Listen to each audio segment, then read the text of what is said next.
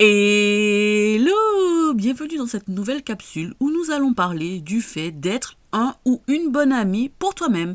Parce que bien souvent, on est beaucoup plus indulgent quand on est face aux personnes qu'on aime, alors que parfois on se met de la pression, on est méchant avec soi-même. Et je pense qu'il est temps d'arrêter ça. Parce que oui, tu veux probablement le meilleur pour toi, et j'espère que c'est le cas, et je te le souhaite du fond de mon petit cœur.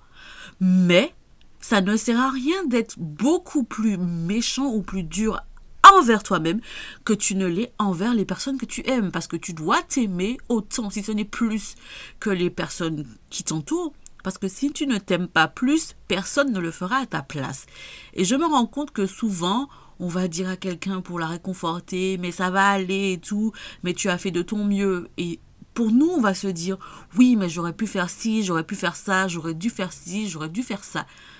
Eh ben non, je pense que par moment, il faut aussi se dire, ouais, mais j'ai fait de mon mieux, je sais que je m'améliorerai au fur et à mesure, et c'est suffisant en fait, parce qu'il n'y a pas à se mettre plus de pression qu'on en met sur les autres. Cet audio pour te rappeler que tu es suffisant, que tu es suffisante, que tu fais de ton mieux, que parfois il faut s'arrêter aussi et que c'est pas grave si par moment ça avance moins vite parce que ça fait aussi partie de la vie. Ce n'est pas grave si parfois tu te sens dépassé parce que ça fait aussi partie de la vie. Je pense que ça arrive à tout le monde, même si on a l'impression que les autres gèrent tellement mieux que nous. Mais ça, ce sera l'objet d'une autre capsule dans le futur. En tout cas, tu me diras si tu veux que j'en parle. La pression des réseaux sociaux, parce que ça joue aussi.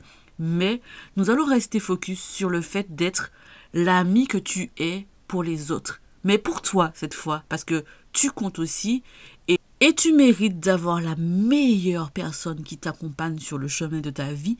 Et cette meilleure personne, figure-toi que c'est toi. Et donc, c'est à toi de te chouchouter aussi, de prendre du temps pour toi, de t'aimer, même si ce n'est pas facile tous les jours, ça je l'entends, mais c'est ton travail, c'est ton devoir, parce que parfois on a l'impression que les autres nous doivent des choses, qui doivent nous aider, qui doivent nous sauver, qui doivent nous aimer peut-être plus que nous, on s'aime, mais c'est faux. C'est à toi de porter ton amour pour toi-même. Donc même si c'est difficile, même si tu te dis que la personne que tu vois dans le miroir, tu n'aimes pas du tout ce que tu vois, mais il faut commencer par là. Apprendre à se dire que parfois ça a été dur, parfois tu te dis que tu n'y arriverais pas, tu es là aujourd'hui et c'est déjà une bénédiction. Donc dis-toi que la personne que tu es, le corps que tu as, il a vécu des choses, il a été là pour toi. Et puis si tu es en bonne santé, si tu te sens bien, c'est déjà un très bon début. Donc apprends à aimer ce corps, apprends à être vraiment une personne gentille avec toi-même parce que c'est tellement important. Ce n'est pas à l'autre de t'aimer plus, c'est à toi de le faire et ce n'est pas du tout de l'égoïsme. C'est normal. C'est normal parce que personne sur Terre ne doit aimer quelqu'un d'autre plus que qui que ce soit, à part peut-être les parents, mais je pense quand même qu'on devrait s'aimer d'abord. Donc, avant de te dire, quand tu vis quelque chose de difficile, quand tu es face à une épreuve, que tu es nul, que tu pourrais faire mieux, que c'est ta faute. Parfois c'est ta faute, mais c'est pas grave en fait.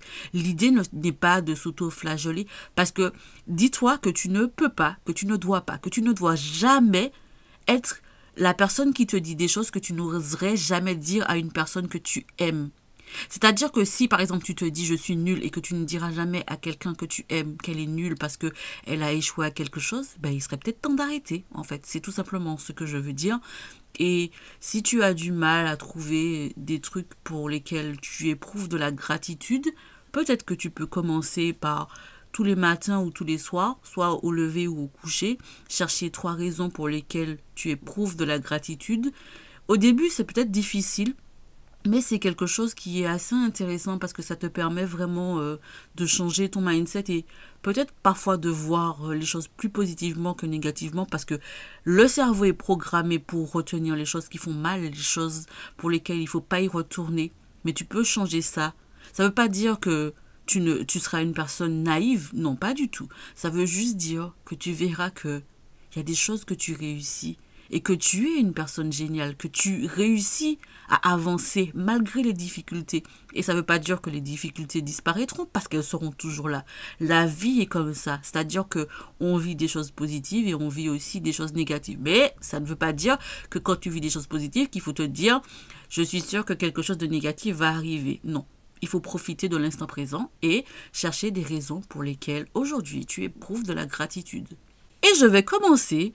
J'éprouve de la gratitude parce que tu es là en train de m'écouter. Tu m'aides à avancer dans mes réflexions.